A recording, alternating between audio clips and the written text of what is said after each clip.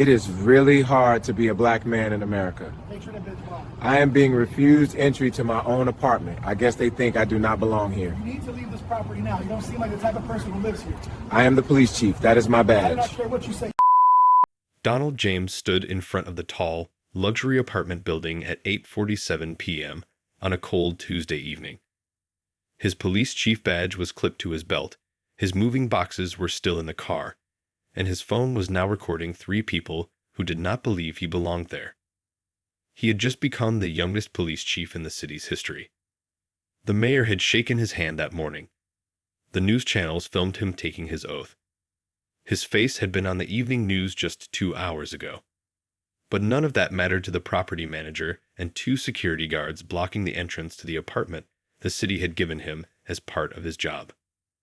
What happened next would cost 3 people their jobs, start a citywide talk about racism, and show that in America, sometimes your achievements do not matter compared to your skin color. Donald had prepared for this day for 15 years. He started as a regular officer, walking the streets in the roughest part of the city. He studied criminal justice at night while working long shifts. He became a detective at 28. He led a task force that reduced gang violence by 40% in 3 years. He did everything right. He followed every rule. He earned every promotion. Now, at 39, he had reached the top position in the department. The apartment building was very nice. It was in a rich part of downtown, where most people were doctors, lawyers, or business leaders. The city owned 3 units there for high-ranking officials who needed to live near headquarters. The previous police chief, a white man, had lived there for 8 years with no problems. Donald drove up in his normal car, not police car. He wore jeans and a jacket because he had been moving boxes all day. His badge was on his belt, and his city ID hung on a lanyard around his neck. He took 1 box from his trunk and walked toward the entrance. The first security guard, a man named Victor Stone, stopped him. Victor was in his mid-50s and had worked security for 20 years. He had never questioned any white resident entering the building at any time. Victor stepped directly in Donald's path and held up his hand. Donald stopped, confused but calm. He had been through moments like this before. Every black person in America has many moments like this stored in memory. Donald said he was the new police chief and this was his apartment. He showed his badge. He showed his city ID. He pulled up the official email on his phone from the housing department with his name, apartment number, and move-in date, which was today. Victor barely looked. He shook his head and said residents needed to be on an approved list. Donald explained slowly that he was not a guest. He was a resident. His name should be on the list because the city had sent all paperwork 3 weeks ago. Victor called his supervisor on his radio. Within 2 minutes, the property manager, Dana Collins, came down. Dana was 43 and had managed the building for 6 years. She had a reputation for running a tight ship and keeping out anyone who did not meet her idea of the building's image. Dana looked Donald up and down like he was selling something she did not want. She asked what the problem was. Victor said this man was trying to enter an apartment but seemed suspicious. The word suspicious hung in the air.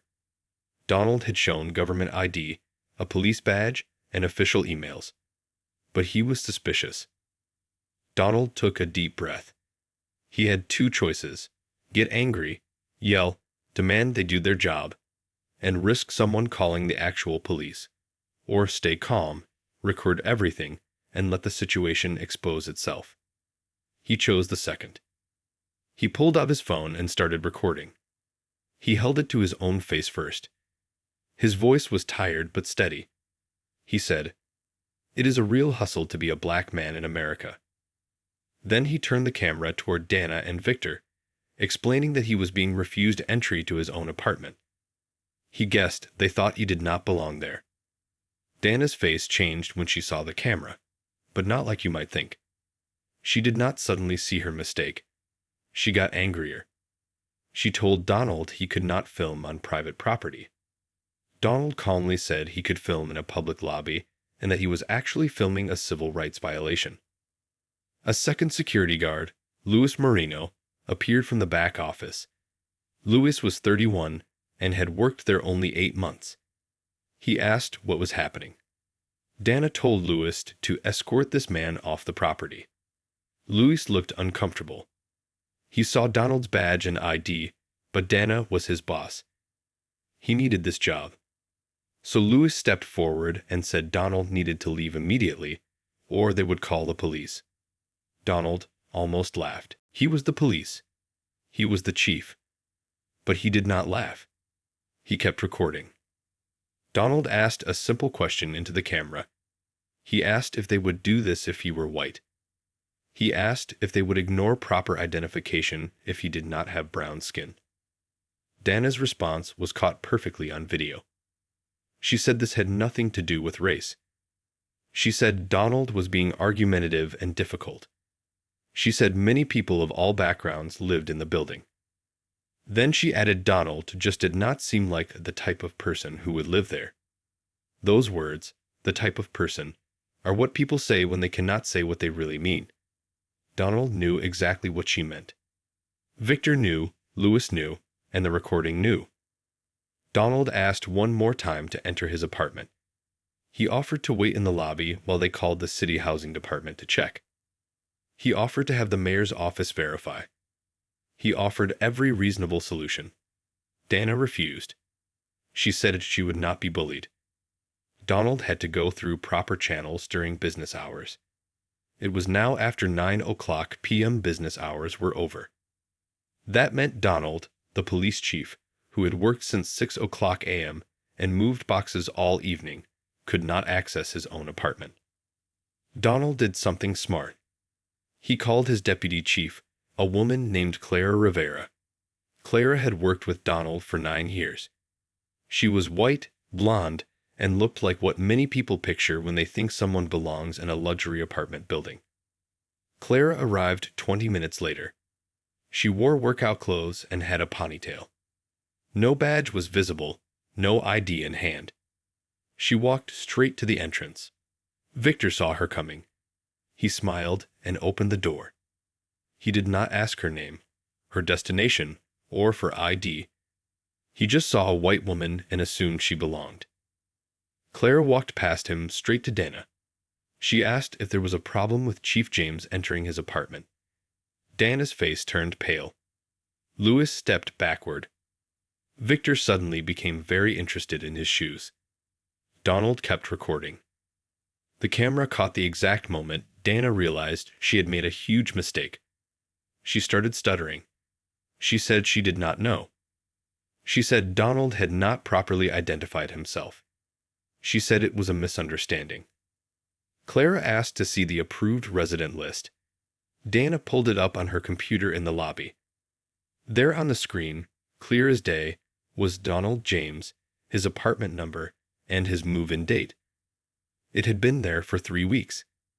Dana claimed she had not seen it. She claimed the system did not update correctly. She said it was an honest mistake.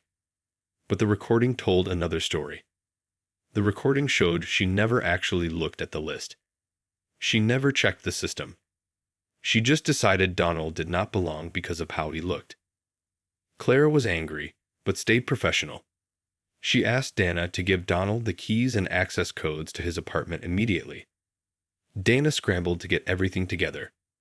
Her hands were shaking. Victor and Luz froze, realizing the situation had gone badly wrong.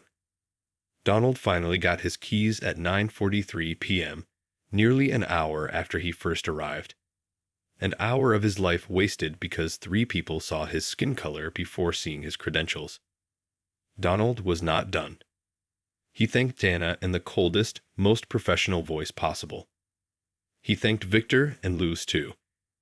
He told them he appreciated their dedication to building security. Then he said he would follow up through official channels. Their faces told him they understood what that meant. Clara helped Donald carry his boxes to the apartment. Once inside, she asked if he was okay. Donald sat down on a box and let out a long breath. He was not okay.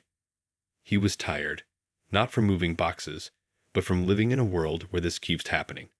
But he had no time to feel sorry for himself. He had work to do, not police work, but work to make sure this incident was not ignored. The next morning, Donald arrived at police headquarters at 6:00 a.m. He made copies of the video. He wrote a detailed report of everything that happened. He sent the documentation to the mayor's office, the city council, and the human resources department. He did not post the video on social media. He did not call news stations. He followed proper procedures and let the system work. By 10:00 a.m., the mayor called. She was shocked. She had personally approved Donald's apartment and signed the paperwork herself. She promised a full investigation. By noon, the city council president called. He asked if Donald was okay and if he needed anything. Donald said he needed the city to take this seriously and not just give an apology and move on. By 2:00 p.m., the building's corporate owners were contacted. They managed 40 buildings across the state. This was not publicity they wanted. The investigation moved quickly. The city's civil rights office watched the video. They interviewed Donald and Clara. They pulled the building security footage, which showed Victor letting white residents in all evening without checking ID. They checked door logs, which showed the previous police chief entered at all hours without being stopped for 8 years. They discovered something else. This was not Dana's first complaint. 2 years before, a black doctor living there said Dana questioned whether he actually lived there, even after seeing him many times. The complaint went to corporate, but nothing happened beyond a verbal warning. There was also a complaint from an Asian American businessman. Victor followed him the first 3 times he entered, saying he looked like someone who did not belong. Again, only a note in a file, no real action. The pattern was clear. This was not an honest mistake. The building had allowed racial profiling to continue because complaints came from minorities, and ownership did not take them seriously. Donald's case was different. He had proof, and he was the police chief. The city could not ignore it. The corporate office could not ignore it. The public would not ignore it. 5 days later, the corporate office announced that 3 employees were fired. Dana Collins, Victor Stone, and Luz Marino were all let go. The company said they had 0 tolerance for discrimination, and the employees violated policy and basic human decency. Some people thought this was fair. The 3 had racially profiled the police chief and refused him entry. They deserved it. Others thought it was too harsh. They said Dana, Victor, and Louis were just doing their jobs and made an honest mistake. They said people were too sensitive about race, that it was cancel culture. But if you watch the video, you cannot call it a mistake. Donald showed ID, proof, offered to wait while they checked, and did everything right. They still treated him like a criminal because of skin color. Victor opened the door for Clara without a question. The side-by-side comparison showed the truth. A white woman in workout clothes got in. A black man with a badge and ID was treated as a threat. The corporate office also announced new rules. All staff must take racial bias training. New procedures would verify residents and guests. A third-party company would audit quarterly for discrimination patterns. A direct hotline for residents to report concerns was created, bypassing management. Donald could have sued. He could have shared the video and let social media destroy the employees' lives. He could have gone on TV to show his anger. But he did none of that. He released one statement through the city's public office. He said he hoped the incident would bring real change. He said too many black people face this every day, without a badge or authority to protect them. He said he was lucky people listened to him. But what about the black teenager in a hoodie? What about the black woman entering her apartment after work? What about people who are profiled, harassed, and humiliated with no help? The statement hit hard. It reminded everyone that this was not just about Donald. It was a bigger problem. The police department watched how their new chief acted. He could have come in angry and bitter. He could have used his power to punish people. But he stayed calm. He followed procedure. He documented everything. He let evidence speak. This earned respect from officers who might have doubted such a young chief. The residents of the building had mixed reactions. Some reached out to Donald to apologize on behalf of the building. They were embarrassed this happened. They welcomed him to the community and wanted him to know that not everyone felt the way Dana, Victor, and Louis acted. Other residents were upset about the firings. They liked Dana. They thought she kept the building safe. They felt the punishment was too much. A few even tried to start a petition to get her back, but it went nowhere once people watched the video and saw what happened. One resident, an older white man who had lived in the building for 12 years, wrote a letter to the local newspaper. He admitted he never noticed how differently staff treated residents of color. It did not affect him, so he never paid attention. But after hearing about Donald, he started watching. He saw staff asking black and brown residents for ID while waving white residents through. He saw small comments and suspicious looks. He saw a pattern he had been blind to for years. His letter was titled, "What I Did Not See Because I Did Not Have To," and it went viral online. This is important. People who benefit from unfair systems sometimes do not even notice they exist. Donald settled into his apartment and his new role as police chief. The incident did not define him, but it informed how he led the department. He created new training focused on implicit bias. He updated policies on how officers interact with communities of color. He made clear that racial profiling would not be tolerated. Some officers pushed back. They said he was too sensitive. They said police work required quick judgments based on patterns. Donald shut that down fast. He explained the difference between reasonable suspicion based on behavior and profiling based on skin color. He told officers who could not see that difference to find another job. The 3 fired employees tried to fight their terminations. Dana filed a wrongful termination lawsuit, saying she was fired without cause. Her lawyers argued she followed security rules and it was a misunderstanding. The lawsuit went nowhere. The video evidence was too clear. The pattern of previous complaints was too strong. The case was dismissed in 4 months. Dana eventually moved to another state and found work in a different field, not property management. Victor tried to claim age discrimination, saying the company used this as an excuse to fire an older employee. That case failed. The video showed he opened the door for Clara, but blocked Donald. Age had nothing to do with it. Louis, the youngest, did not fight the firing.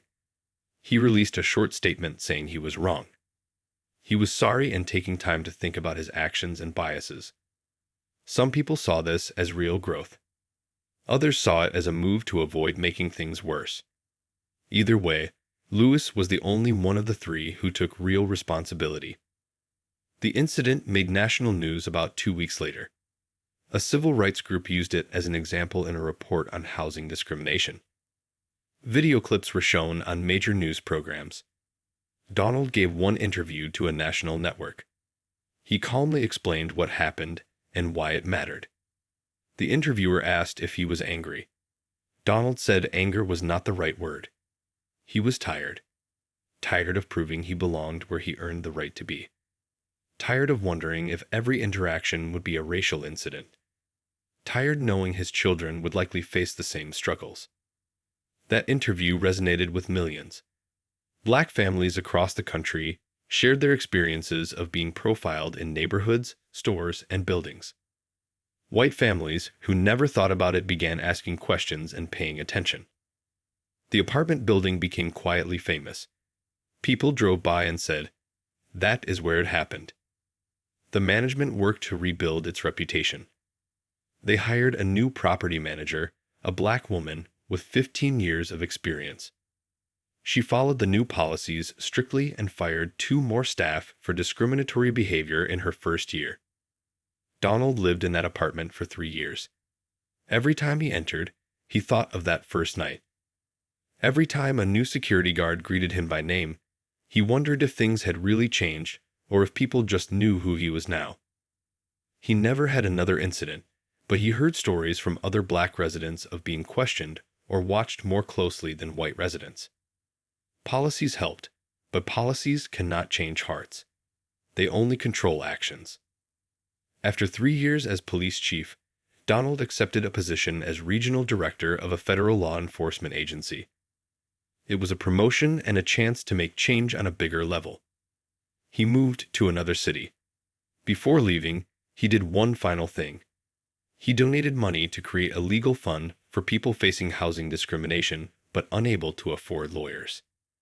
He named it the Right to Belong Fund. It still helps dozens of people every year. The incident taught important lessons. Racism does not care about your achievements. Donald was the police chief, and it did not matter. Documenting discrimination is crucial. Without the video, it would have been his word against 3 employees. Some people will not believe racism exists until they see it on camera. Even then, some still deny it. But most importantly, it showed how one person handling a terrible situation with dignity and purpose can create change beyond their own case. Donald did not just get justice for himself. He made it harder for the next person to be treated unfairly. He could not fix everything, but he made things a little better. Is that enough? No. Should people have to stay calm and document discrimination while it happens? No. Should job title matter for basic respect? Absolutely not. But until the world is right, we live in the world as it is. In that world, Donald James showed how to stand up for yourself and others with evidence, procedure, and belief that you belong wherever you have earned the right to be. The story does not have a perfect ending. 3 people lost their jobs. Donald got into his apartment, but carried another painful memory. Some policies changed. Some people learned, many did not. But on one cold Tuesday evening, a black police chief refused to accept being treated as less than he was. He pulled up his phone, pressed record, and proved what millions already knew but could not always convince others. He proved that no matter who you are or what you achieve, being black in America means constantly having to prove you belong. And sometimes, even proof is not enough. Even after everything, Donald knew the work was not over. The city's policies were changing, but habits and hearts do not change overnight. He continued to make sure his department treated everyone fairly. He added training on implicit bias for officers. He made clear that racial profiling would never be tolerated. He made sure his staff understood the difference between reasonable suspicion based on behavior and judging someone based on skin color. Some officers resisted. They said police work required quick judgments. Donald explained clearly, "There is a difference between observing behavior and assuming someone does not belong because of their skin. If you cannot see that, you need a different job." His words were firm, and most officers understood. The department began to change slowly, but it mattered. The corporate office of the apartment building also worked to improve. They trained all employees, changed verification procedures, and hired a black woman with years of experience as property manager. They fired staff who continued discriminatory behavior. Donald's case became a lesson for other buildings in the city. It showed that ignoring racial bias can lead to legal trouble, public exposure, and loss of trust. The fired employees' cases closed in different ways. Dana Collins's wrongful termination lawsuit failed. The video evidence and pattern of previous complaints were too strong. She moved to another state and started a new career. Victor Stone's claim of age discrimination failed. The video showed he welcomed a white resident but blocked Donald. Age was irrelevant. Luis Moreno did not fight. He admitted wrongdoing, apologized, and reflected on his biases. He was the only one who truly took responsibility. Donald did not stop there. He used his experience to help others. He donated money to create the Right to Belong Fund, helping people who faced housing discrimination but could not afford lawyers. The fund continues to help dozens of people every year. The incident made national news. Civil rights organizations used it in reports about housing discrimination. Clips of the video were shown on major news networks. Donald gave one interview. He explained calmly why the situation mattered. He said he was not angry, just tired. Tired of having to prove he belonged. Tired of knowing his children would face the same challenges despite accomplishments. The interview struck a chord. Families across the country shared stories of being profiled in stores, neighborhoods, and apartment buildings. People who had never thought about racial bias started asking questions. Awareness grew. The building became quietly famous. People pointed it out as the building where that incident happened. Residents learned to watch how staff treated people differently. Policies helped, but did not change everyone's heart. Donald knew this. He continued to live carefully, aware of how things could still go wrong. He never had another incident, but stories from other black residents reminded him the problem was ongoing. Donald continued his work as police chief for 3 years before accepting a promotion as regional director at a federal law enforcement agency. This gave him a bigger platform to make change. Before leaving, he did one last thing. He donated to establish the Right to Belong Fund. He wanted to help people who face discrimination without resources. His goal was to make sure others could fight back, even if they did not have authority or proof. The lessons were clear. Racism does not care about achievements. Donald was the chief of police, yet he was treated unfairly. Documenting discrimination is vital. Without his video, it would have been his word against 3 employees. People often do not believe racism exists until they see it on camera. Even then, some still deny it. But the most important lesson was this. One person, handling a terrible situation with dignity, can create change beyond themselves. Donald did not just get justice for himself. He made it harder for the next person to be treated unfairly. He could not fix everything, but he made the world slightly better. The story does not end perfectly. 3 people lost jobs. Donald entered his apartment, but carried a painful memory. Some policies changed, some people learned, and many did not. On that cold Tuesday evening, a black police chief refused to accept being treated as less.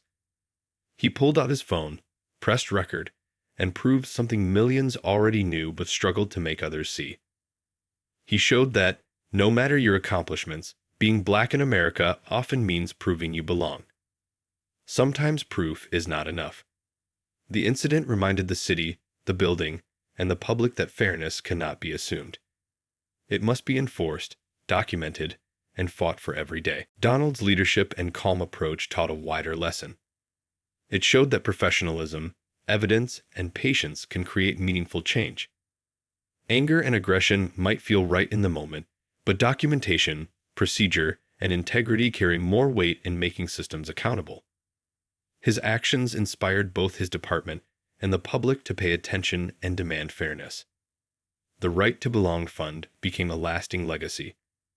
It supported people facing housing discrimination nationwide. It helped people without authority, resources, or a public platform. Donald ensured that even ordinary people could fight back. In the end, the incident was more than one night, one apartment, or one chief. It was a reminder that systemic bias exists and must be addressed. It showed that one calm, prepared, and courageous person could expose unfairness and push for real change. Donald James did not just get justice for himself. He created a safer, fairer environment for others who would follow. And though real life does not have perfect endings, the story proved that standing up with evidence and persistence matters. Policies changed, people learned, and for those who benefit from fairness, awareness began to grow.